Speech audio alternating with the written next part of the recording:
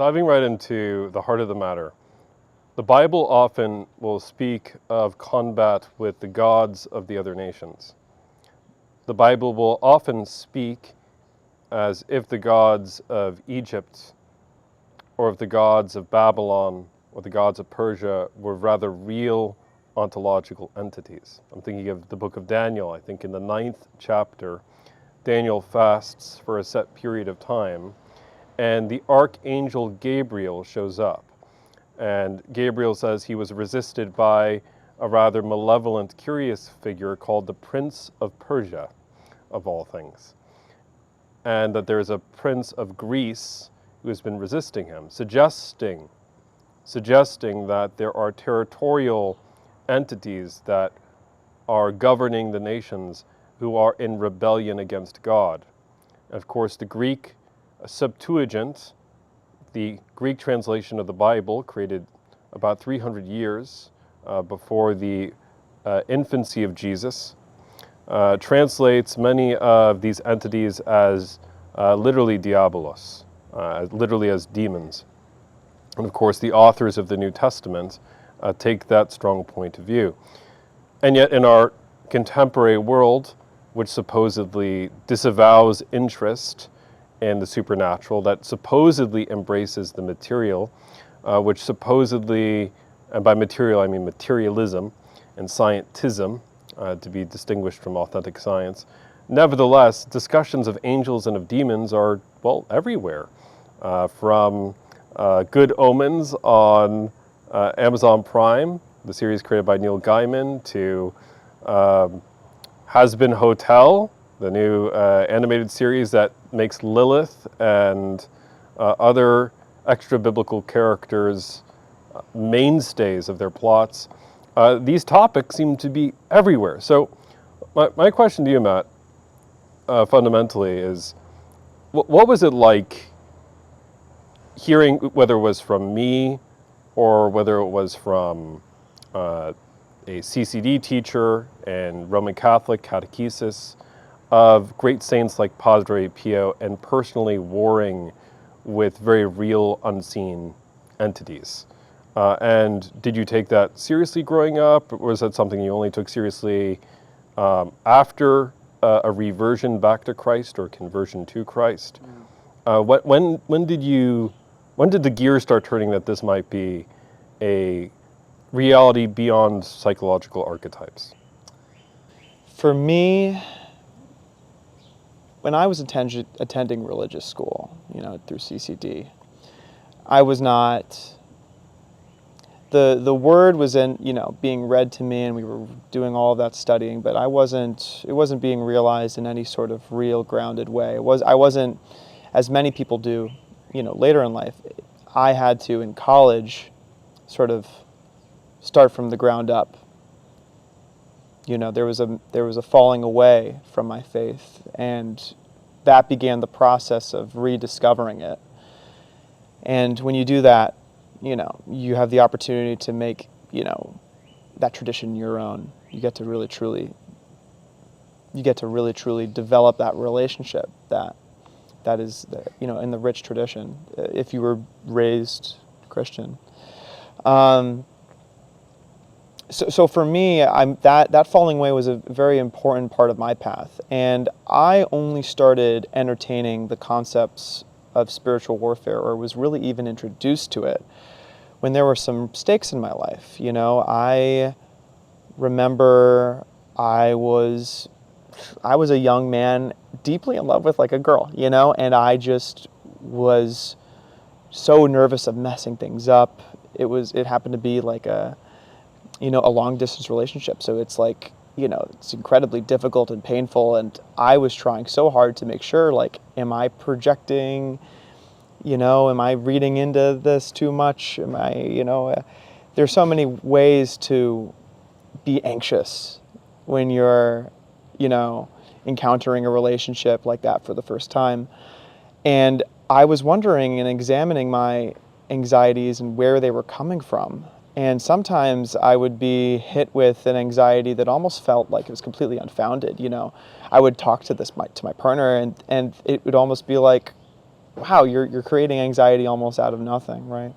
Yeah. And that sort of began my introduction to this concept of an anxiety born out of nothing, or some sort of, some sort of. I almost felt like my emotions were being toyed with at times, and that was the beginning of my sort of conversations with you. I would come to you during some of these times, and we would talk about the nature of spiritual warfare and how occasionally, like, it was possible for suddenly, thoughts, sort of like inception, to arise, within the heart, that weren't maybe naturally placed there, or something like that. And I don't know. I'm very keen. I like psychology a lot, and I'm very open to a psychological explanation for things, right? And I'm very open to, and I almost prefer to hit me with the science, and then and if the science fails, let's also let's then do the spiritual examination, right? But I found it very compelling, the concept of spiritual warfare, because they're then sort of, that was introduced to me, and I was then able to sort of trace, like, that as a probable sort of situation that I could experience. Could I experience sort of a time of contention or stress that was because I was in some sort of spiritual jeopardy or something like that? It's curious that in the Western ministry of exorcism, established by the Roman Catholic Church, that if someone requests a exorcism, it has to be vetted not only by the authority of the bishop, who assigns a priest to the case, but also by a team of psychological experts who distinguish between whether this phenomena taking place is simply of a psychological origin, and then therefore good counsel would be provided, or whether it is of what is called a preternatural origin. Preternatural meaning from a ontological spiritual plane, basically. And you're good to distinguish between the fact that often the human mind, and as a Christian I believe that the human mind is fallen, it's wounded, doesn't mean forever broken or shattered, just means wounded, that the human mind, along with all of creation, definitely needs healing. We would acknowledge that as Christians. But we would also, of course, acknowledge that sometimes when you describe a spirit or experience of a fear that is beyond you, that sometimes ordinary temptations do happen. Ordinary is, of course, best illustrated by C.S. Lewis's The Screw Tape Letters, right? Where an individual will be tempted to one of the 7 deadly sins, right? And that phenomena doesn't mean something levitating off the ground. It doesn't mean someone spitting out nails, right? As in some possession cases. But it is something that is experienced by every individual. However, extraordinary phenomena, such as infestation, weird phenomena taking place in a physical location, oppression, where there seems to be something on you or vexing you or leading to spiritual chaos upon you, or even full possession. These things, of course, we would acknowledge do happen. They are recorded in the New Testament. And I will agree with you. I would say most Sunday schools, or the equivalent of Catholic Sunday School, CCD, preparing you for the sacraments, they don't regularly talk about this. And in my own seminary training, which has been very efficacious in a lot of ways, and I've learned a lot about how to be psychologically sensitive to those who are suffering, and to be a good pastoral listener and to accompany. Well, I've received a lot of good training there, and upon the history of my Lutheran confessional documents. One thing that we have not regularly heard about, and I don't think it's through anyone's fault, I don't think it's through anyone's ill will, I think it's just simply a symptom of a post-Enlightenment culture. There has been very, very little discussion about the plausible reality, and I would say the certainty, that we war not against flesh and blood, but against principalities and powers. And when we look at how our culture in the West, I would argue, has by and large abandoned many of the core principles of Christianity and has turned to divisive activity on message boards on the internet and self-destructive behaviors. What we see, I think, is more than simply the wounded mind of humanity after the fall. I think we see something actively goading that woundedness, stirring it on. And I think it's good to realize that our weapons are not carnal. And after recent political actions and after recent acts of political violence, it's good to acknowledge that our weapons are not material and are not carnal, but they're spiritual. And that we have to turn to prayer and to fasting and to love, who is Christ, for the solution. Of course, I want to acknowledge that prayer is simply conversation with that love. And if fasting isn't a matter of refocusing and is an empty form of ritualism, that also won't help either. But it's definitely been helpful for my wife and I. We've noticed things, Samantha and I have noticed things, where we'll walk into a certain environment in a parish I will be filling in for, or for an environment in New York City, and things will feel off, and we'll say a quick prayer and things seem to right themselves. Or technology won't be working at all. It should work according to all the technological figures. It should be working. All the tech teams are working. It should be working, but it's not. It's so important it gets done. And suddenly we will pray. Perhaps the most dramatic example is me and her were in an Airbnb, which was an old house in Pennsylvania area. And the house went back to the early 1800s. You know, those old stairwells, Matt, you know, where the steps are not quite up to code, right?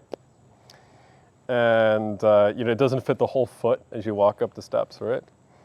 We get into the room where we're staying, and something doesn't feel right. I don't know, Matt, if you've ever encountered that yourself, but it's just, you know, something feels off, right? Sam and I say, okay, let's sprinkle a little bit of holy water, and let's say a minor prayer for deliverance. I grew up Roman Catholic, and therefore, even though I am a Lutheran seminarian, there are some private devotions that I have, and among them is a prayer recognizing the role of Saint Michael in salvation history. People will recognize it as the prayer of Saint Michael instituted by Leo XIII. And what's curious about this event is, as we both said the St. Michael prayer, in that very moment, all the lights go out.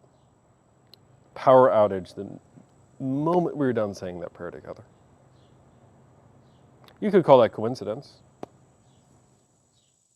certainly didn't feel like coincidence. So you know what Sam and I did? We got on our knees together and we began saying the prayer of the Rosary. About halfway through the second decade, both of us felt something lift, and power turns back on inexplicably, and things feel right. It was later on that night that I was being shown around the apartment area, not the apartment, there was a side corner of that house which was older than the rest. It had been expanded, and we heard, both of us, what sounded like a ring wraith from Tolkien shrieking out there in the distance. And I remember turning to her and her turning to me and being like, "You hear that? Did you hear that? You hear that?" And you know, once again, could that have been some farm animal out there? Of course. I can't empirically prove one way or another, right? But there was something going on there, whether it was I'm not going to speculate. But there was something going on there that was certainly otherworldly. And it was good that we had prayer as a backup. And at no point were we terrified. We knew that we were protected and guarded. but we knew that we were coming up against something that was not merely of the ordinary form that I described earlier of activity.